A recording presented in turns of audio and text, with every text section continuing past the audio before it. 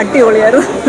അങ്ങോട്ട് അവസാനം അങ്ങോട്ട് പോകുന്തോറും ചിരിക്കാനൊക്കെ ഒത്തിരി ഉണ്ടായിരുന്നു കേട്ടോ. സൂപ്പർ സിനിമയായിരുന്നു. ബേസിലിൻ്റെ അഭിനയം ഒന്നും പറയാൻ പറ്റൂല, ഒരു രക്ഷയില്ല, സൂപ്പറായിരുന്നു. കോമഡി പടം കുഴപ്പമില്ല, നല്ല കോമഡി കിട്ടില്ല. കോമഡി ടൈമിംഗ് ഒക്കെ പെർഫെക്റ്റ് ആക്കിയിട്ടുണ്ട്. ഫസ്റ്റ് ഹാഫ് കുറച്ച് ലാഗായി തോന്നി. സെക്കൻഡ് ഹാഫ് മരണമാസം ചിരിച്ച് ചാവും. അങ്ങനത്തെ ഒരു പടമാണ് ഇത്. ലൈക്ക് എല്ലാവരും കാണണം. അത് ഇങ്ങനത്തെ ഒരു പടം എനിക്ക് കുറേ നാളത്തിന് ശേഷമാണ് മലയാളത്തിൽ ഇങ്ങനത്തെ ഒരു കോമഡി പടം, ഒരു ത്രൂ ഔട്ട് കോമഡി പടം വരുന്നത്. സിനിമ തമാശ രീതിയിലാണ് എടുത്തേക്കുന്നത്. പക്ഷേ ജിത്തു ജോസഫിന് പറ്റിയത് ത്രില്ലർ, അങ്ങനെയുള്ള ക്രൈം ത്രില്ലർ അങ്ങനെയുള്ള ഫിലിമാണ് പുള്ളി എടുക്കേണ്ടതെന്നാണ് എൻ്റെ ഒരു അഭിപ്രായം.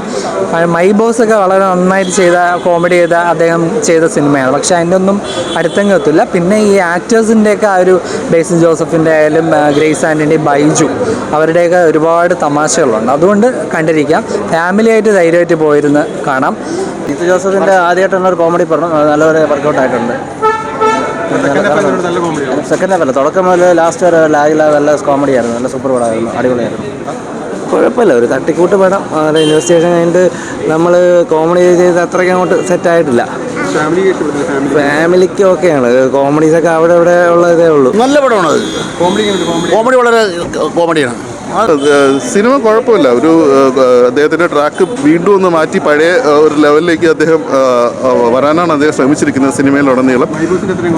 ഇല്ല അത്രത്തോളം വർക്കൗട്ട് ആയിട്ടില്ല.